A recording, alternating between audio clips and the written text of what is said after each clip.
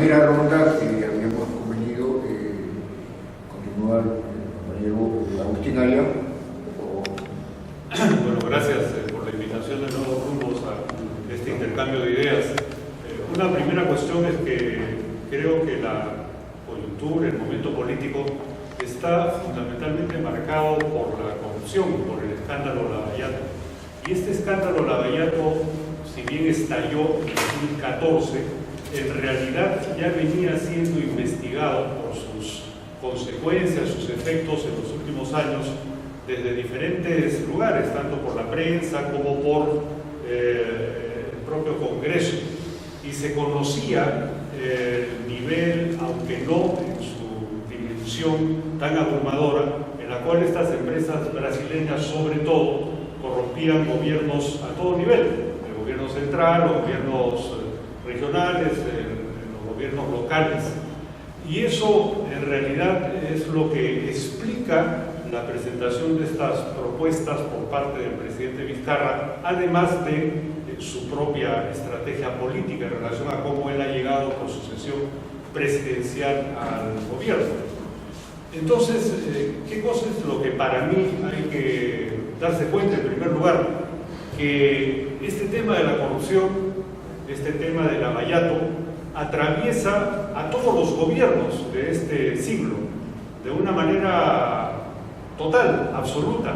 Atraviesa todas las instituciones, atraviesa al Poder Ejecutivo, al Poder Judicial, al Congreso de la República, y lo que explica mejor a mi juicio es que vivimos en realidad un proceso de degeneración de la democracia. Y aquí me remito a categorías que algunos han intentado renovar, como el Ángelo Bovero, discípulo de Bobbio, para mantener el nivel académico de los colegas, o intentarlo al menos, en el sentido de que la democracia actual degenera en caquistocracia, de caquistos, de lo peor, en el gobierno de los peores. ¿Y quiénes son esos peores? Los mal educados, los que no entienden que se gobierna en función del interés general, del bien público, y lo hacen en función de su propio interés, por encima del de los demás, y se creen además superiores a todo el resto, es decir, rompen el concepto republicano, rompen el concepto de ciudadanía, agreden directamente al Estado de Derecho y dejamos de ser iguales porque ellos son más iguales que nosotros en la medida en que utilizan el poder para beneficio propio. Esta degeneración, esta caquistocracia, la venimos viviendo, en mi opinión, con absoluta claridad, de Fujimori hasta la fecha. Y esto lo vemos a todo nivel, tanto institucionalmente como hasta, obviamente, en sectores amplios de la sociedad que creen que el Estado existe para asaltarlo y se empeñan en tratar de llegar a diferentes puestos a todo nivel para medrar de él. ¿No es cierto? Lo vemos mañana, tarde y noche, y los ejemplos acá abundan. Esta noción, por supuesto, no es nueva, ya lo vieron los clásicos de la política. Platón, Aristóteles, hablaban de la degeneración de aquellas formas de gobierno que eran positivas, que se transformaban por diferentes razones, de acuerdo a estos pensadores, en su contrario, en su negación. Incluso Polibio, en el siglo II, este griego que he llevado a Roma, acuña una palabra para especificar la degeneración de la democracia y la llama oclocracia, el gobierno de la muchedumbre, el gobierno de la masa no educada, no del populus ciceroniano que gobierna de acuerdo a las leyes, a las normas, a las constituciones, diríamos ahora, sino el que lo hace igualmente, como he mencionado, por interés particular, en contra del interés común. Y creo que ese es un problema sumamente grave por el cual estamos atravesando. Y en ese sentido, lo de Lavallato creo que es un problema abrumador del cual ni siquiera estamos empezando a escarbar lo inicial. Y todavía falta mucho, porque la inversión de estas constructoras brasileñas, que se ha hecho a su leal saber y entender, no por interés público, por interés general, es lo que está llevando a descubrir estos casos que saltan permanentemente y que suman miles de millones de dólares. Fíjense ustedes, cuando estalló esta última fase en el Brasil, la Policía Federal brasileña pensaba que era un problema de lavado de dinero, ¿no?, a través de estas empresas de lavado de autos, y por ahí empezó a jalar una madeja que ha acabado abriendo la caja de Pandora, con más de un centenar de empresarios, de políticos presos, y que ha acabado hasta con la detención de Lula en el Brasil. Y luego en los Estados Unidos descubren hace 2 o 3 años que también ellos estaban afectados por este proceso de corrupción, y cuando hacen un acuerdo por el cual nos enteramos de pronto con las empresas brasileñas por 2.500 millones de dólares, algo así, de resarcimiento, ahí se anuncia que esta empresa había sobornado a una docena de funcionarios, de autoridades, de altas autoridades, de presidentes para abajo, en América Latina, por alrededor de 730, 740 millones de dólares. Y dicen, recuerden esa vez, que el soborno en el caso peruano sumaba 28 millones de dólares. Mentira, ¿no es cierto? Solo lo de Toledo anda ya en 33 millones de dólares. Y la acusación contra García suma 24 millones de dólares. Ya no los 8 o 10 por los cuales detuvieron a Cuba y a sus otros funcionarios, sino que ahora hay 24 millones de dólares, ¿no?, que creo que es lo que ha producido el refugio en la Embajada de Uruguay, el que se empiece a constatar que Cuba va a empezar a cantar. Entonces, creo que este tema es sumamente grave y que, como sabemos, afecta a la derecha, al centro, a la izquierda, a todo el mundo, ¿no? Acá está metido Kuczynski, está metido la Villarán, están metidos, así es, no es ideológico, están metidos los gobernadores regionales de todos los colores, de la izquierda, a la derecha, al centro, están todos ahí en este asalto al Estado, colaborando con estas empresas brasileñas en ese propósito. En este caso, que además no es solamente Odebrecht, sabemos que existen otras empresas en ese problema. Entonces, este es un tema, y creo yo que es sumamente positivo que haya aparecido un grupo de jueces y de fiscales independientes, con sus defectos, seguramente, con sus problemas que son muy gruesos, ¿no?, porque están en una dura lucha interna en sus instituciones contra las mafias, contra estas mafias de los cuellos blancos, ¿no?, enquistadas en el Poder Judicial, en el Ministerio Público, en todas las instituciones, ¿no es cierto?, y que están en una dura batalla que es muy complicada. Marcial Rubio, el rector de la Universidad Católica, sacaba un pronunciamiento por redes señalando que esta gente se está jugando la vida, y se la está jugando contra estas mafias, que son las que han venido controlando el poder en los últimos 25 o 30 años con absoluta impunidad. Y por eso lo que sucede ahora es realmente excepcional, y creo yo que hay que tomar conciencia de ello. Dentro de este contexto, Vizcarra, que es ciertamente un gobernante al azar o por el azar, ¿no?, que llega a la presidencia porque Kuczynski renuncia, involucrado justamente en un tema de corrupción, porque sus empresas, sus etiquetas recibían directamente los sobornos de los brasileños por las obras en las cuales él se comprometió a darle las facilidades que conocemos. Tiene que renunciar, porque si no el Congreso lo iba a defenestrar. Y Vizcarra llega a la presidencia de la República. Y este hombre solo, ¿no?, hijo de un exconstituyente del partido aprista, sin partido, porque esa bancada de PPK sabemos que es nada, ¿no?, el grupo de amigos que se reunió circunstancialmente, algunos destacaron la suerte con el voto preferencial, y no tienen la menor consistencia para absolutamente nada, salvo para tratar de sobrevivir en su cargo parlamentario. Entonces no son un equipo político, ¿no? Pero Vizcarra llegó a la presidencia de la República. Yo pensé al principio que iba a estar atenazado por la mafia fujimorista, ¿no?, pero creo que nos hemos dado todos con una grata sorpresa, por lo menos yo me inscribo dentro de ellos. Vizcarra ha empezado a hacer lo impensable, en solitario ha empezado a actuar, y en realidad ha llevado la crisis al fujimorismo, en lugar de que el fujimorismo lo lleve a ello.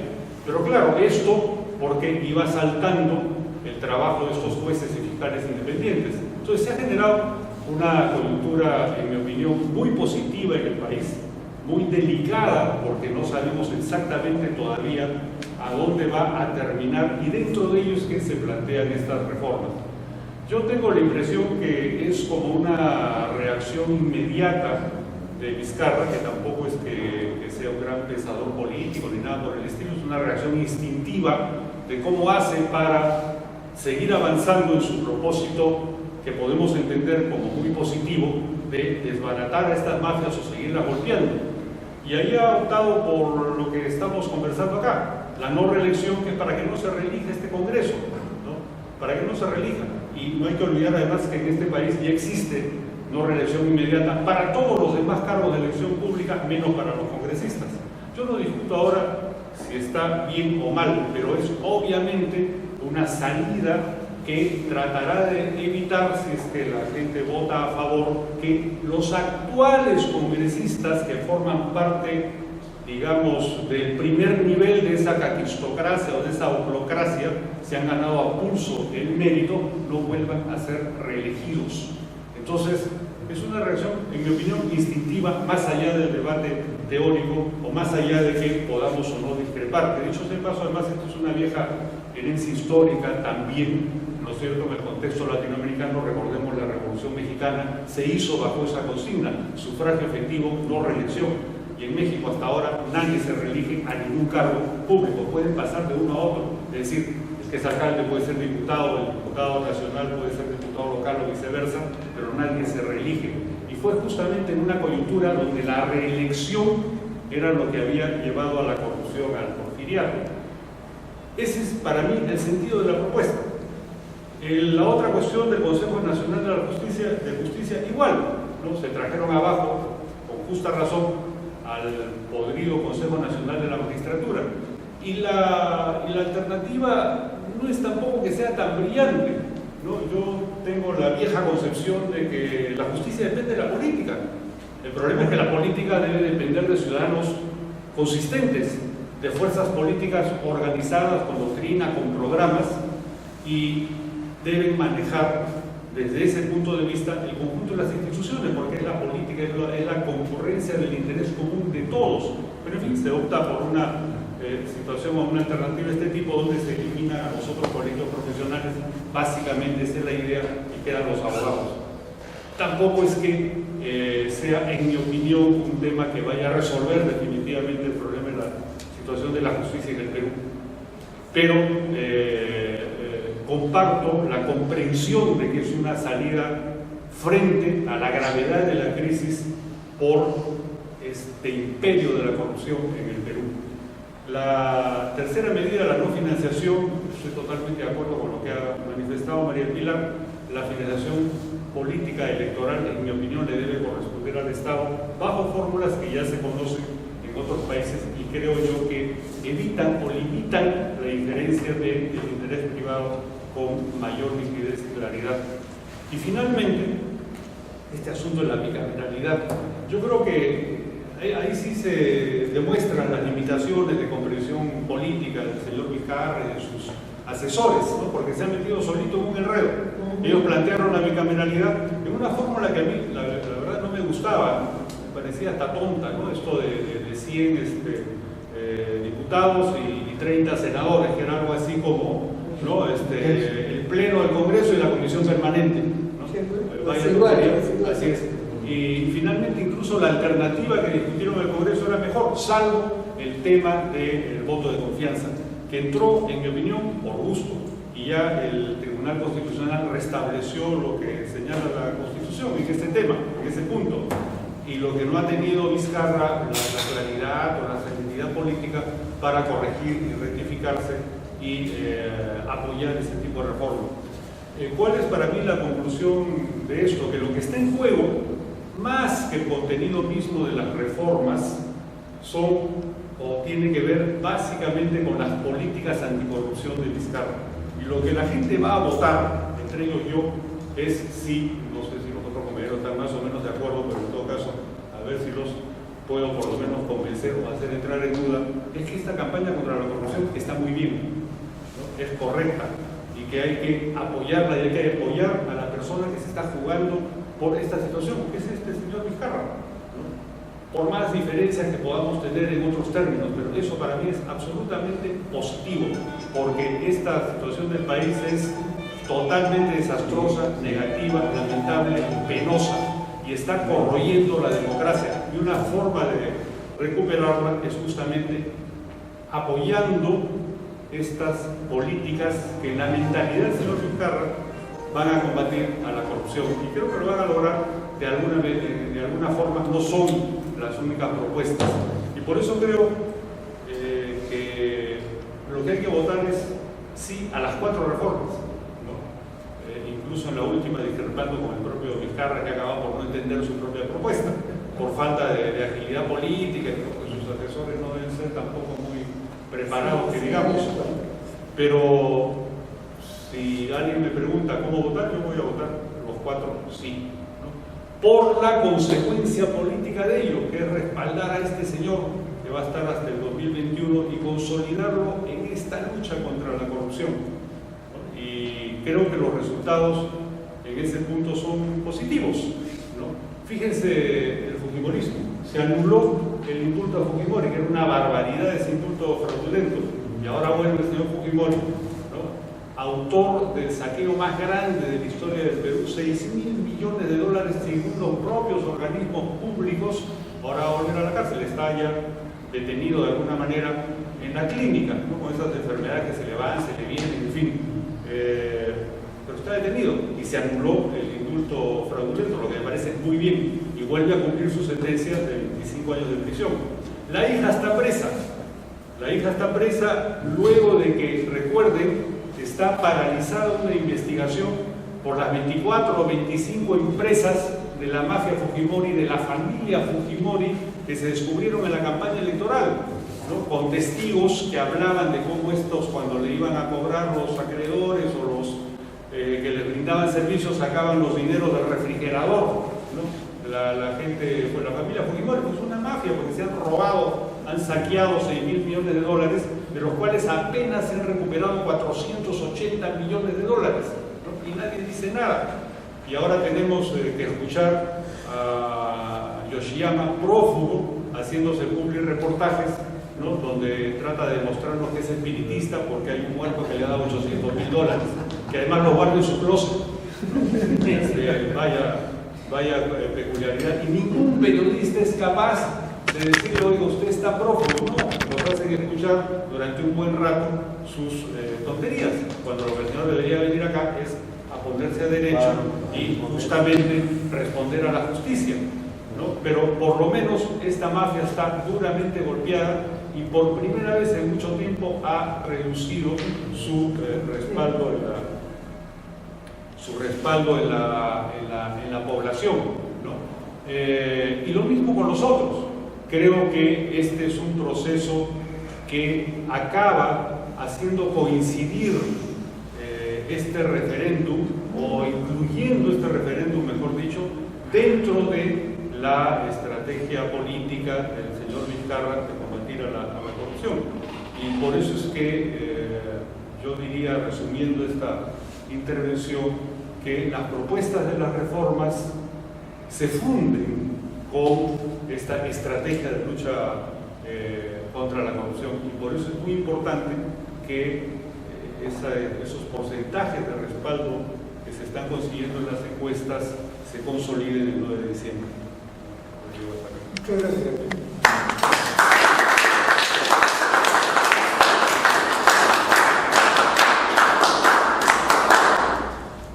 Habíamos señalado en el esquema, en el formato, una segunda ronda entre los panelistas en función ya de las posiciones que han vertido, cada uno desde como hemos observado, particular enfoque. En esta segunda ronda los tiempos van a ser mucho más puntuales.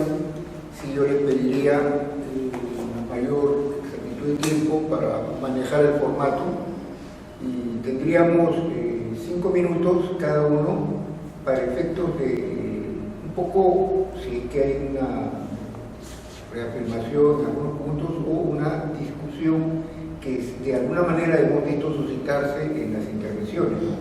Creo que es oportunidad como para más o menos remarcar coincidencias, algunas precisiones que no hay muchas coincidencias, pero después pasamos a una ronda de diálogo con los asistentes.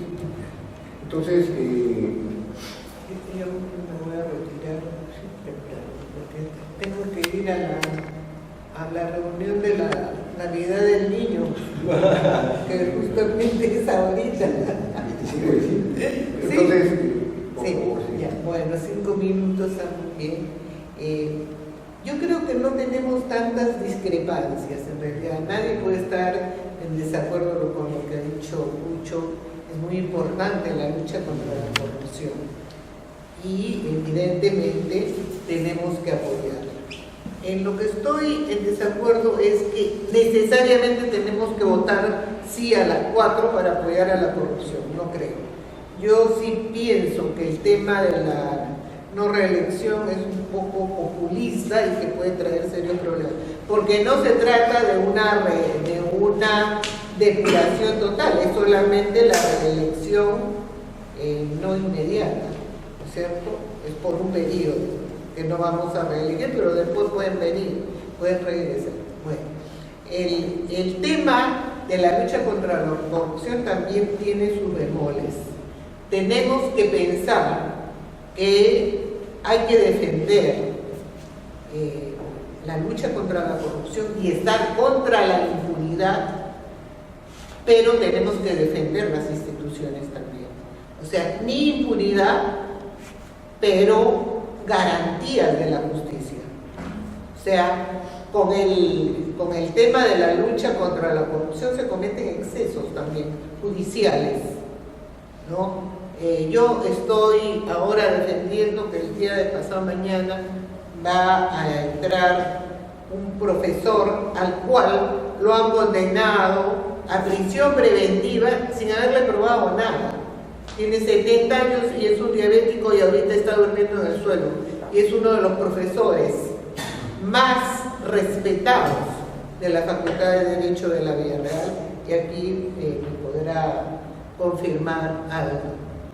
Hemos formado un grupo de abogados porque supuestamente había recibido una coima, pero ahorita no tiene ni para pagar abogado, por lo cual los colegas hemos tenido que apoyarlo y por supuesto vamos a defenderlo. Es el doctor Jesús Munir de Taquía. Es un doctor al cual durante 2 oportunidades ya lo han denunciado y la Fiscalía había considerado que no había indicios de corrupción en su caso. Y de repente el Congreso de la República lo lanza, el fiscal Pérez y el juez Carguancho recogen el guante y lo meten adentro sin que haya probado nada. Y al contrario, podría decirse, no tiene signos exteriores de riqueza, está con un arraigo total porque va permanentemente a dictar sus clases, no ha salido desde que formó parte de la comisión que otorgó la buena pro del tren eléctrico, que eran 3 funcionarios, 2 están detenidos y él es el único que no ha recibido. Los testimonios dicen que no ha recibido, pero está dentro. Esperemos sacarlo. Pero por eso digo, la presunción de inocencia se tiene que respetar y se tienen que respetar las garantías de la justicia, porque una justicia sin garantías no es justicia, por más lucha contra la corrupción que queramos hacer. Me parece importantísimo que tengamos jueces independientes, fiscales valientes como el fiscal Pérez, que le estaba mostrando a Cucho, acaba de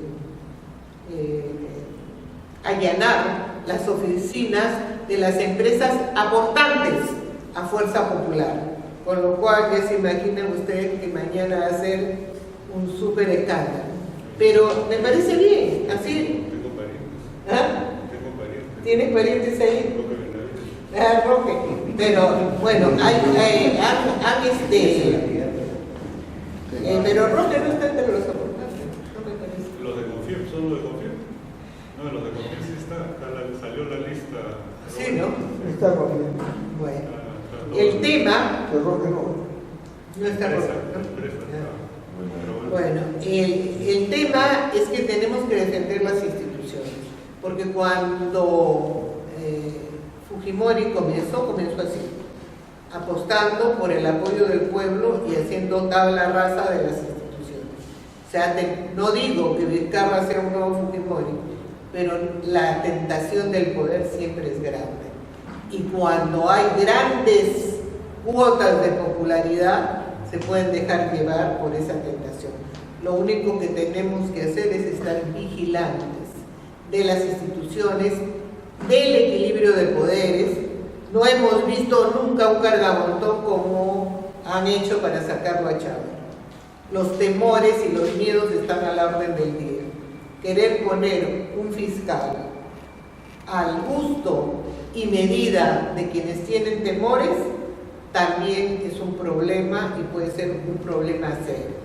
Entonces, alerta a la defensa de las instituciones, alerta que no sé, este Congreso es pésimo, pero no hay que avasallarlo y menos amenazar con cerrarlo porque solamente el pueblo está pidiéndolo.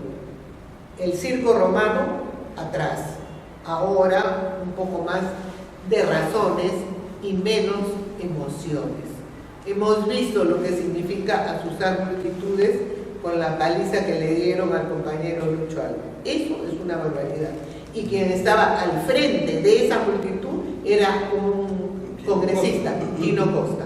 Esa es otra barbaridad. Entonces, tenemos que mirar las cosas con el equilibrio de la defensa de las instituciones y no dejarnos llevar por la grita popular que no siempre tiene razón.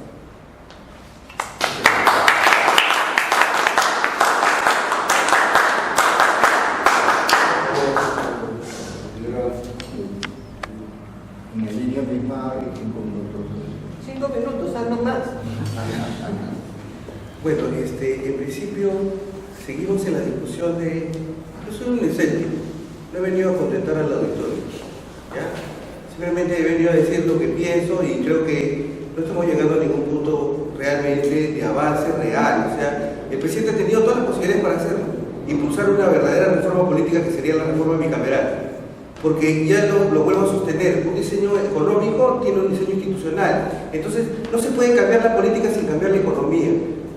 Si se cambió al Parlamento unicameral fue porque se cambió el régimen económico, por eso se pudo vender las empresas a precio de remate, ¿no es cierto? Entonces, es una cosa sencilla y central. Es decir, el modelo no soporta eso, por más que tenga voluntarismo, ¿no? Cuando lo escucho a él me da la impresión de que estoy encontrando un nuevo Salvador. Y ya estamos cansados un poco de esa tradición, porque Perú tiene estos problemas por esa tradición caudillista. En el APRA se mantiene, en la izquierda se mantuvo, en la derecha también, en el país en general. No hay partido ni lo va a haber, por lo menos de aquí, no sé en cuántas décadas. Como están estructuradas las conformaciones y las organizaciones que antes tenían algún nivel de ideología, ya no las mantienen, no mantienen ese control. ¿Por qué? Porque antes existían los liderazgos carismáticos, porque los políticos hablaban de manera directa con los militantes, allá de la torre, ¿no? De alguna manera García en algún momento, pero esa clase de liderazgo ya desaparece porque ahora los políticos ya no pueden controlar de manera, digamos que siempre han tenido problemas, pero ahora controlan menos las emisiones de su mensaje, y ahora son reemplazados por estructuras mediáticas que son además grandes multinacionales. Entonces, si yo me voy a creer todo lo que dicen en la televisión, si yo me voy a creer todo lo que dicen en los medios, realmente pues, es una democracia de espectadores, ¿no? No es una democracia real. O sea, yo me voy a creer que todo lo que las empresas... ¿Quiénes son los dueños de los medios de comunicación? No son las empresas que estaban consorciadas con los que habían manejado la corrupción. ¿Y por qué no sacan los medios todos los días lo mismo, en la misma intensidad, cuando la afectación ha sido mayor? Porque no son de estos delincuentes, sino los delincuentes que tienen dinero, ¿no es cierto? Eso, los Graña y Montero, los que se han llevado 16.000 millones de dólares en 18 años aquí, por ejemplo.